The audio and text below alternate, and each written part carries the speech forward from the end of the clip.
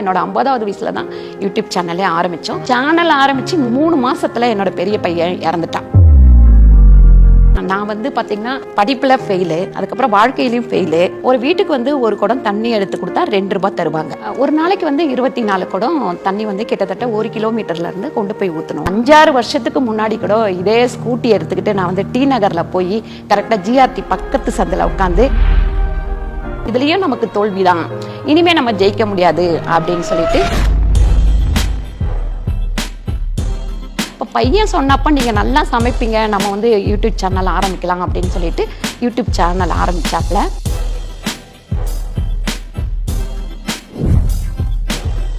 அம்மா சமையல் ஃபுட்ஸ்ன்னு சொல்லிட்டு இப்போ நான் மசாலா எல்லாமே பண்ணிட்டு இருக்கேன். ஒரு 10 கண்ட்ரிக்கு வந்து அனுப்பிட்டு இருக்கேன்.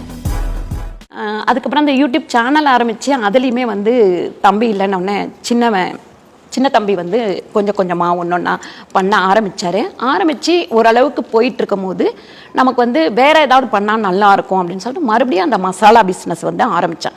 அம்மா சமையல் ஃபுட்ஸ்ன்னு சொல்லிட்டு இப்போ நான் மசாலா எல்லாமே பண்ணிகிட்ருக்கேன். எனக்கு ஃபுல் அண்ட் ஃபுல் சப்போர்ட்டாக இருக்குது என்னோட சின்ன பையன். ஆமாம், இப்போ வந்து நான் ஒரு கிட்டத்தட்ட ஒரு 10 கண்ட்ரிக்கு வந்து அனுப்பிட்டுருக்கேன்.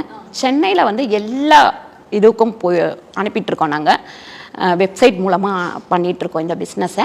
அது தவிர ஒரு மளிகை கடை வச்சுருக்கோம். அது இல்லாமல் ஒரு 4 யூடியூப் சேனல் வச்சுருக்கோம்.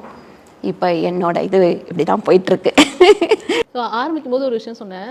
ஸோ இப்போ இருக்கிற நிறைய பேருக்கு வந்துட்டு சின்ன விஷயம் நடந்தாலே இல்லை எனக்கு மட்டும் ஏன் அப்படி நடக்குது, எனக்கு மட்டும் வந்துட்டு இந்த மாதிரி கஷ்டங்களை கொடுத்துட்டே இருக்காங்க அப்படின்னு ஒரு இது இருக்கும்.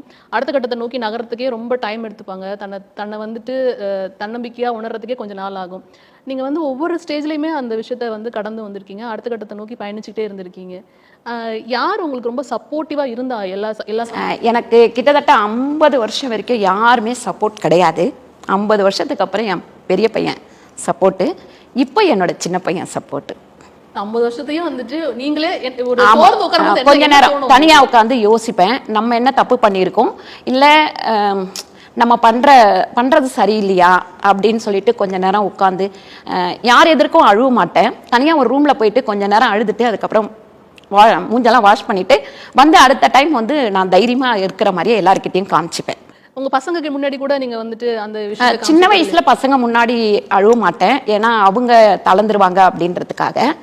இப்போ அழுவேன்.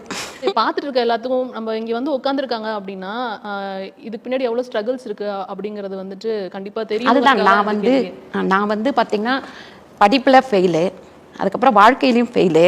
இல்லையே, யார் சொன்னா? இல்லையே, 50 வருஷத்தை வேஸ்டா தானே கடந்திருக்கோம். நம்ம 50 வருஷத்தை நீங்க வேஸ்டா கடக்கல, ஒவ்வொரு ஸ்டெப்பையும் எடுத்து வச்சிருக்கீங்க, அதனால தான் இங்க வந்து நிக்கிறீங்க.